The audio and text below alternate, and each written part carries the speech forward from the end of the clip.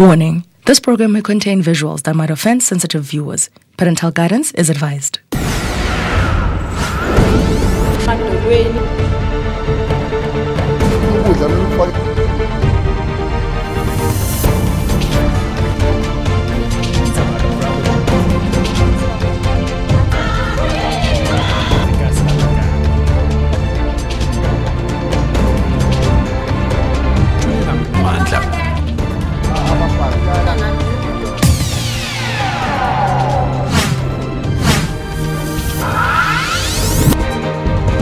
It is said giving freely and giving with a good heart will never go unrewarded. In this week's episode of Cutting Edge, that's exactly what happens.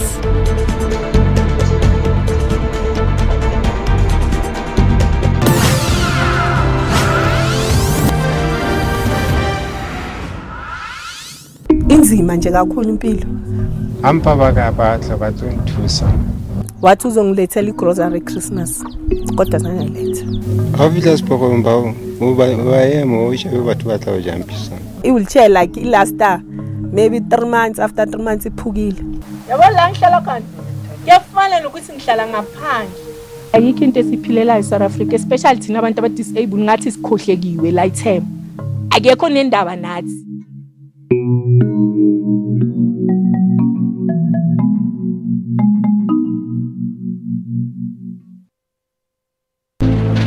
This week on Cutting Edge, we visit Gauteng, a township south of West Springs on the East End. We find a settlement called Ekuthuleni. Akukho ukuthula ke la. Ekubeni kube nokuthula kune fighting. Akukho ukuthula la. Kwakuthiwa kusekuthuleni kodwa kune fighting manje. The community here is up in arms over broken dreams of one day being homeowners.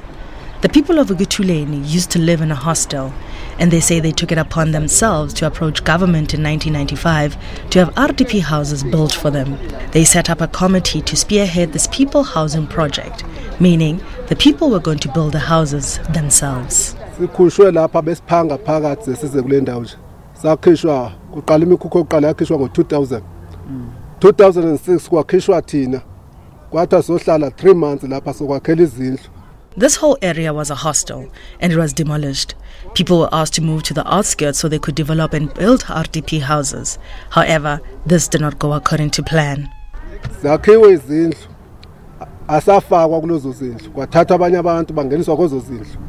Sisahleli ke salinde lapha bathi beza nerebroking. Salinde bathi beza nerebroking. Irebroking le yabo isithuthisa lemikhukhu ithi masibuyele pha besisuka khona. 84 out of 400 approved houses were built. The original beneficiaries were not allocated their houses. Abukhokho bayahlupheka. Akuna ma toilet, akuna next. Asinakekelwa siyaziwe thina. Mara mase kuvela amavoto siyaziwe. Masikhutshwa phaya kwathi siza emavaheni. Sicela kwestand number sikwazi ba sibekwe khona sazibona ba wenza njani. Kwathi masibuye sizonqumbana kwegutsha apha. Mina ngizokutshela mntanami. Lami igama liphume mina kuqala African Report. Griffiths Thokozane Mbatha.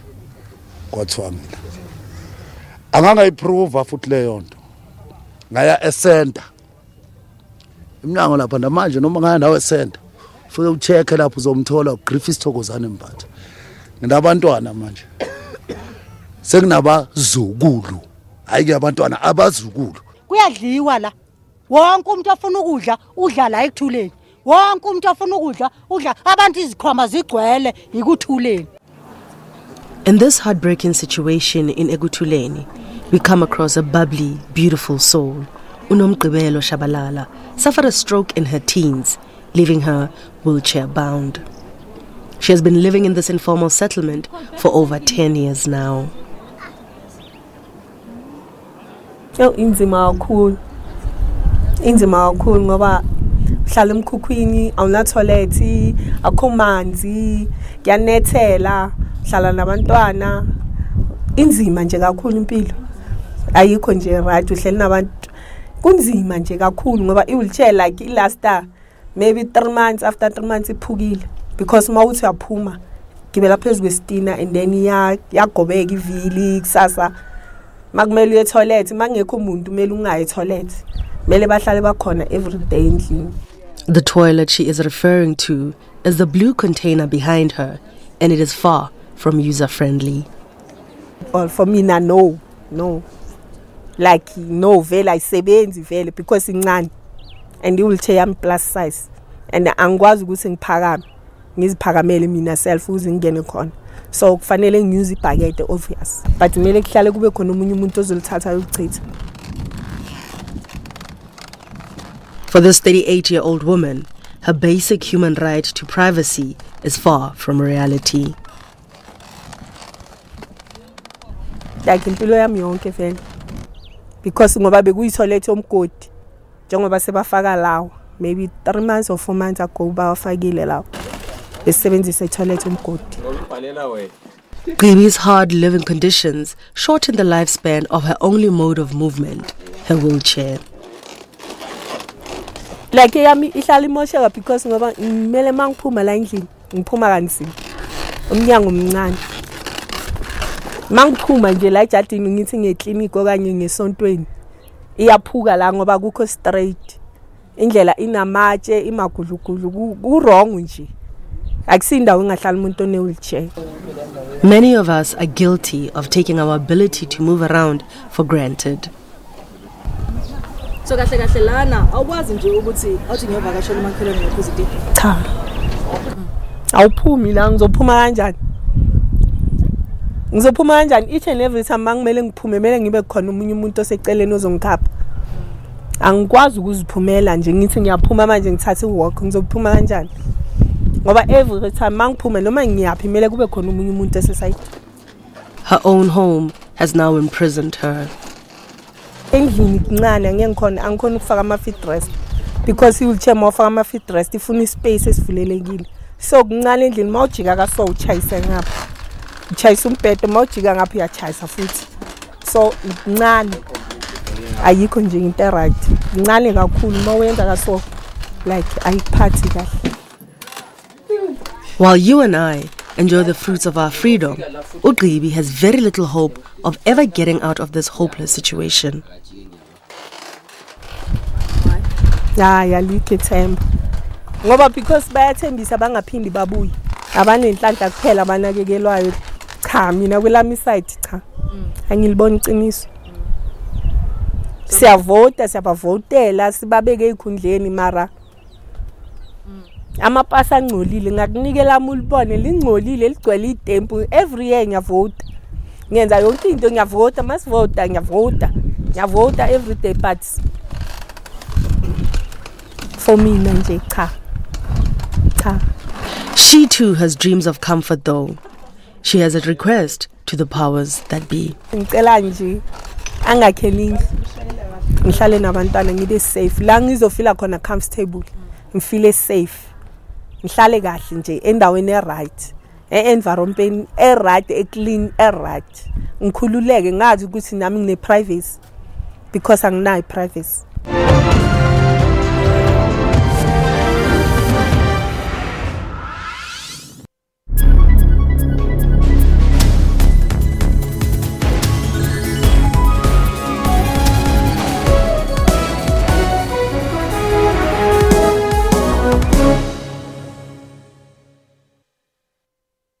He'll have his regular. I'll have a new flying fish chill, please. What you got there? It's a new light flying fish. It's got 35% less calories than your regular. Try one. Thanks. That is light. Yeah. Don't let your regular weigh you down. Try new flying fish chill.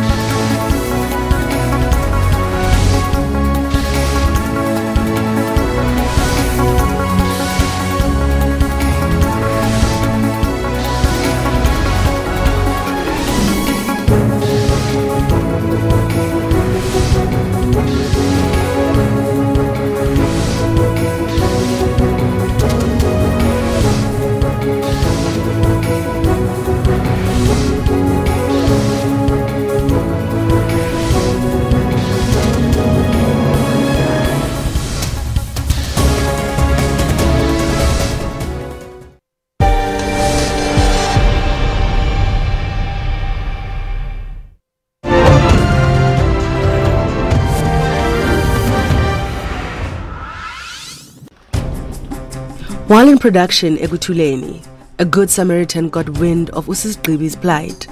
Mpumalanga businessman Jacob Zuma dropped everything and rushed to her aid.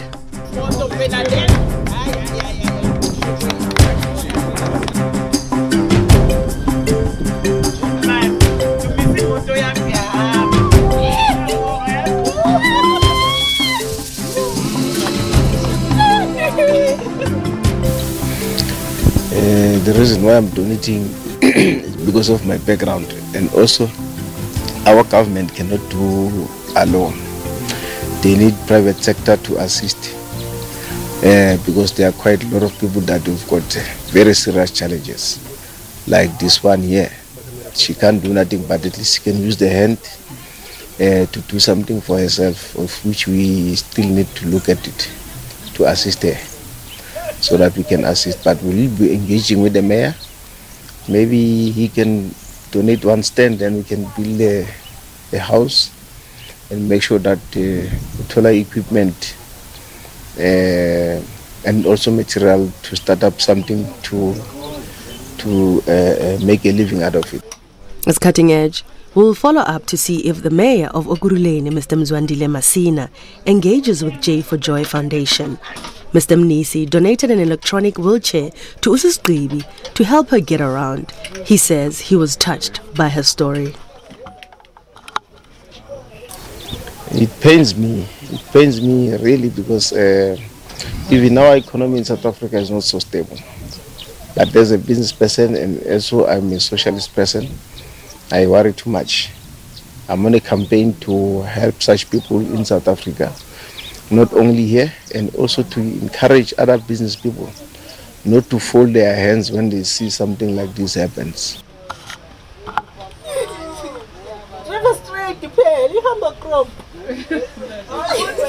Gubi's heart was filled with joy, and she was very grateful. It was truly a pleasure for us to witness the moment. Ngiyabonga kakhulu ukuthi namhlanje ngithole i-wheelchair la ngizokhona ukuzihambela la ngifuna khona. Ngizokhona kuyosontweni ngiye kuziyele ekliniki kuya yonke indawo la ngifuna khona. Ngiyabonga kakhulu. In those few moments, she had already given her new wheelchair a name. Uvura. Vura. Yeah, Uvura. She ngizohamba ngevura, ngizohamba la ngifuna khona. Ngijabule kakhulu. Her beautiful smile masks a heartbreaking situation. She took this opportunity to open up to us and cough out her pain. Like there's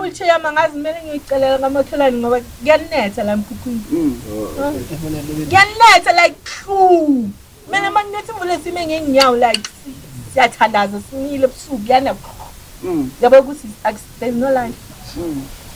Yabo la ngihlala khona kuyafana nokuthi ngihlala ngaphandle.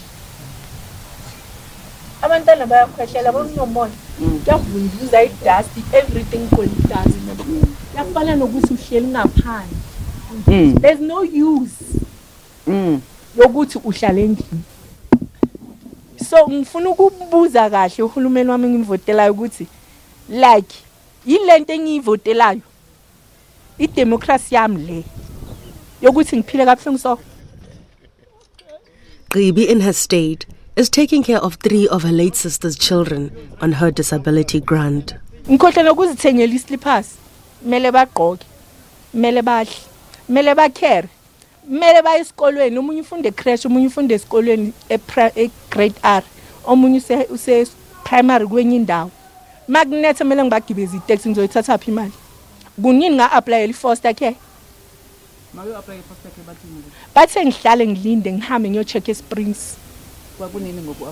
Ngi-apply ngoMarch. Kuyoze kufika uMarch this year, ngi-apply ngoMarch this year. Ayikho into esiphilelayo eSouth Africa, especially thina abantu aba-disabled ngathi sikhohlekiwe la ithemba. Akekho nendaba nathi. Akekho. Mina vele akekho nendaba nami eSouth Africa. U-government wami dololo ukuthi ngithi Zuma ngiyakuvotela kuphela nginqolisa ipasi lami, otherwise no. Angeke ngize ngihlupheke kanje. Kanti banjani laba abathola izindlu thina singazitholi? la ithema bayabakhumbula ukuthi khona abanye abantu aba-disabled ngoba bacabangela abantu abaphilayo bakwazi ukuhamba angina-toilet yena ucabanga ukuthi mina loyo khansela ofakela ama-toilet mina ngizongena kanjani le toilet elingaka hayi bo please ngiyacela hayi kabi. Gqibi, like many, feels forgotten by our government.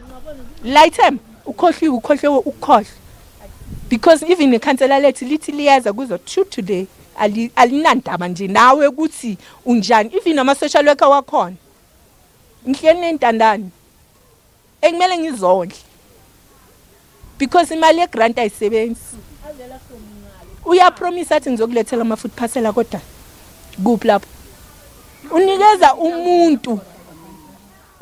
umuntu ophilile ozikwambela inyawo bathi kubhalisa ama-food parcel esasa angaboni ukuthi bakhona abantu umuntu oyidinga more than le food parcel oyidinga more than lo muntu amnikayo. Mina ngiyibona inkululeko eSouth Africa.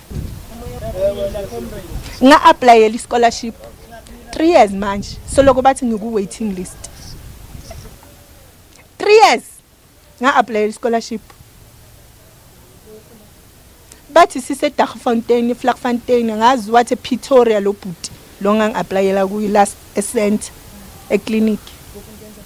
Ngikwazi ukwenza yonke into mina misebenzi ezandla ngiyakwazi ukunitha ngiyakwazi yonke into eyenziwa ngezandla ukungenza kufaka ama-beats ukwenza yonke into kushaya icomputer ngiyakwazi yonke into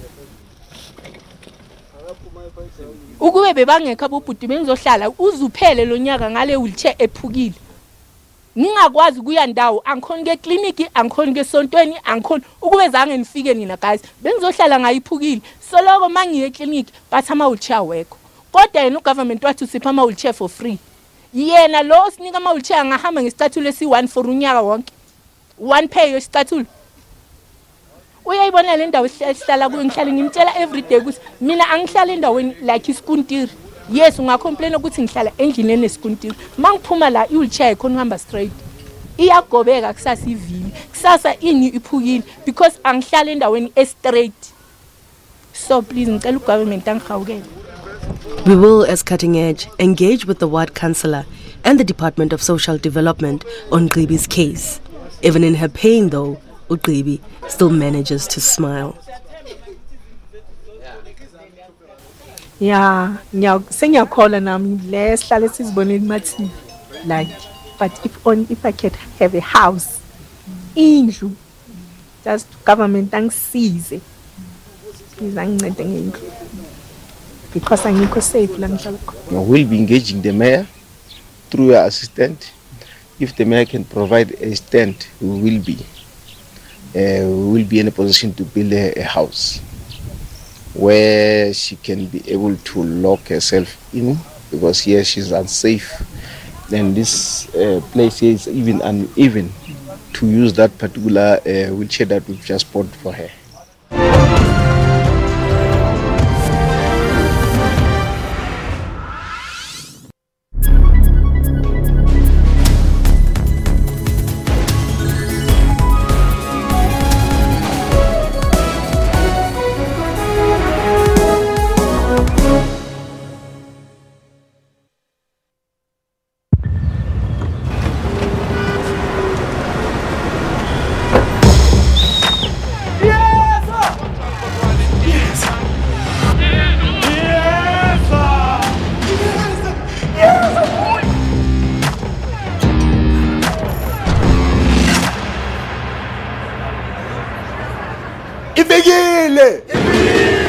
A new 1 litre from Carling Black Label. Share the ultimate reward. Thandi, what did you make of the social media reaction to the news of the death of Makaka? People are trying to grapple with the reasons why this is happening. I don't think that's being explained nearly enough. Professor? KZN has got a history of this factionalism.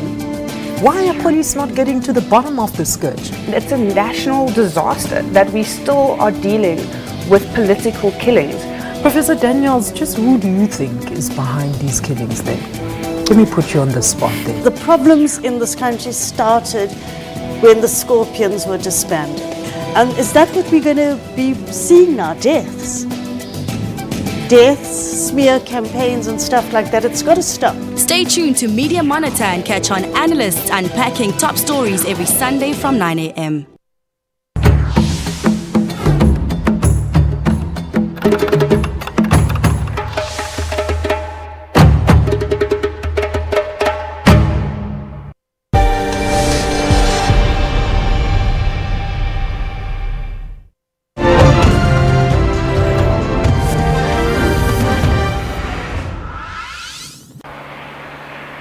Sebokeng, meaning a place of gathering in Sesotho, is a township south of Johannesburg. It was established in 1965. Here, we find a settlement established in the 90s called Eatonside. It is famous for gangsters like the Wrong Turns, but today, the people's cry is very different.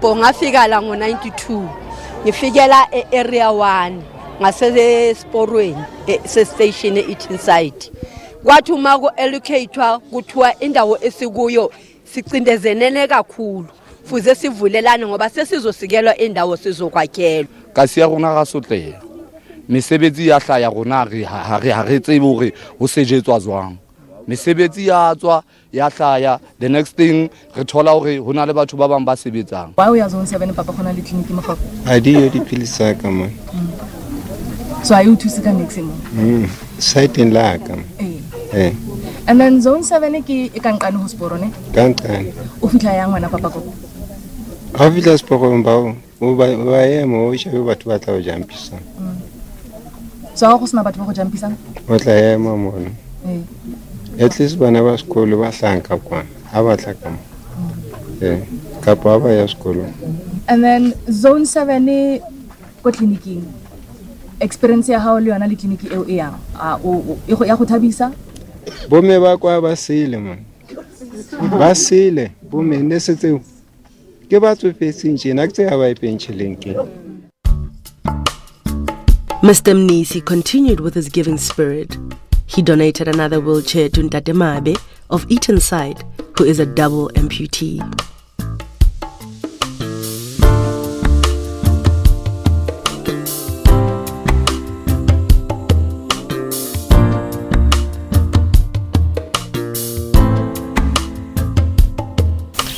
Ngivele nje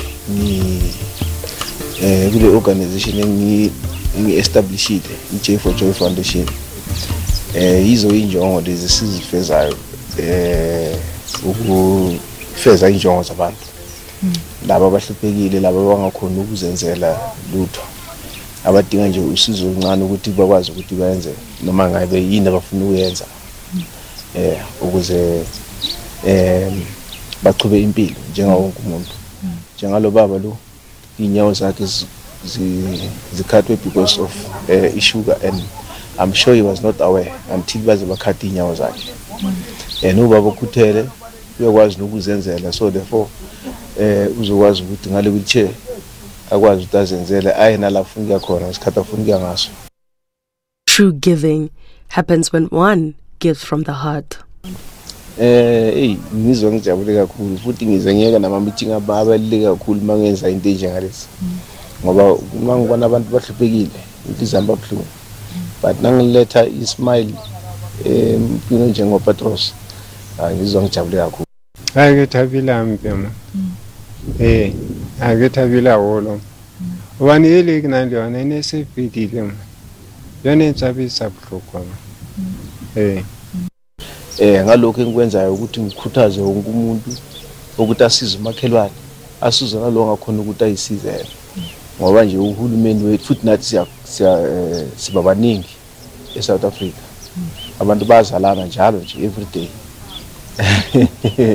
the-economy yethu ayimanga kahle but let's soldier on. Ntate Mabe says this gift is going to make his life easier. Ke tla tseba le kisa shopong bana ba mona ba go ma shopong ba extenda di price tšhelete lahlile ntho tse jwalo. When we got there, Ntate Mabe was busy in his garden. After receiving his gift, he said he was calling it a day. Yo me a fetsa mo ke wa tsa ke tswile ne a ke go bona metsi hae a sa le ke tsoa ka thuse ka lefifi mara lethombo le ne se ke beile pipe ya a ke wa bona ka mo toilet ka mo ya lende ke na ka toilet o bona ka ntle ke a tshaba nka se busi ke bulela metsi ke le ka toilet ka mo ona jone ai ke a chase ke lo hlapa be ke chase ke lo go bala po eish me ai ka mo ke bona matswa ka jwa fela bona